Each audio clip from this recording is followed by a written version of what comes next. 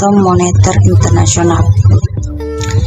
Jadi sistem moneter internasional adalah suatu sistem yang memungkinkan suatu negara dapat saling berhubungan satu dengan yang lainnya, yang menunjukkan seperangkat kebijakan, institusi, praktek, peraturan, dan mekanisme yang menentukan tingkat di mana suatu mata uang ditukarkan dengan mata uang lainnya.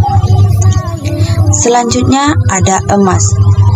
Emas sejak dulu digunakan sebagai media untuk menyimpan kekayaan, tukar-menukar, dan alat untuk mengukur suatu benda, dikarenakan memudahkannya untuk diperiksa kemurniannya dan kelangkaannya. Yang selanjutnya ada standar emas.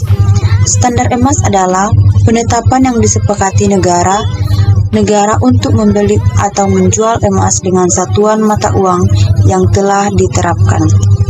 Yang selanjutnya ada 4 macam bentuk standar emas yang pernah digunakan. Yang pertama ada gold coin standar, yang kedua ada gold bullion standar, yang ketiga ada denominated soul bullion standar, yang keempat ada the golden exchange standar.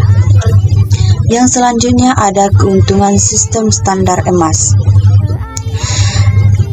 Stabilnya kurs falas dinamakan, di mana kurs yang tingkat ketinggiannya tidak berubah dan tidak ada pergerakan akan selalu diikuti oleh ekspor dan impor.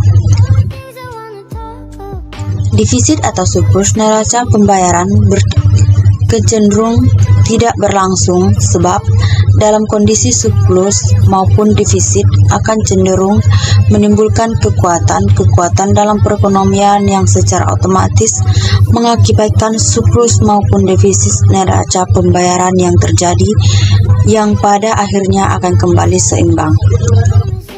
Yang selanjutnya ada kendala penggunaan kembali sistem standar emas, di mana berubahnya konstelasi perekonomian dunia, kesulitan dalam menentukan nilai mata uang dalam negeri yang dinyatakan dalam emas, penerapan sistem standar emas yang tidak dilakukan dalam waktu yang sama, sehingga negara yang sudah menerapkan kembali sistem ini akan mengalami kegoncangan karena ada negara lain yang baru menerapkan kembali sistem standar emas. Yang selanjutnya ada cadangan emas. Emas secara resmi didemonetize dan fungsinya sebagai cadangan moneter dihapus.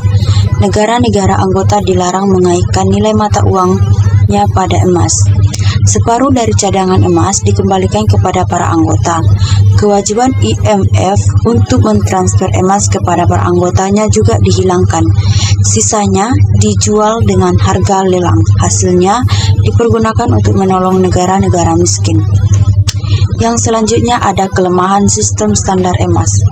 Dengan stabilnya kurs falas, disequilibrium negara pembayaran mengakibatkan aliran emas masuk atau keluar, berimbas naik turunnya uang beredar akan langsung menimbulkan gejolak tingkah harga. Kesimpulan, jika ada emas masuk, harga keinginan ekonomi ikut naik atau sebaliknya.